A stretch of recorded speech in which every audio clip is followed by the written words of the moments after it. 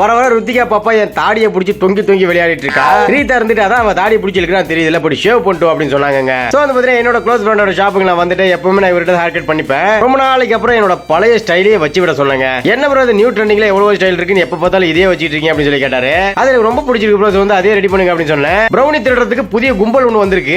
ஒண்ணு நீங்க 4 நாளைக்கு முன்னாடி ஒருத்தர் வந்து பாத்தீங்கன்னா 2 பீஸ் சாம்பிள் கேட்டாருங்க. அப்பாடா 2 கிலோ கேட்டவங்க மத்தியில 2 பீஸ் தான் கேக்குறேன், நான் உனக்கு கொடுத்துறேன்பா அப்படின்னு சொல்லிட்டு 2 பீஸ் அனுப்பிச்சு விட்டுட்டேங்க. அவர் சொன்னாரு என்கிட்ட காசு இல்லைன்னா 2 பீஸ் கொடுங்க, நான் சாப்பிட்டு பார்த்து நல்லா இருந்தா நிறைய ஆர்டர் பண்ணி வாங்கிக்கிறேன் அப்படின்னாரு.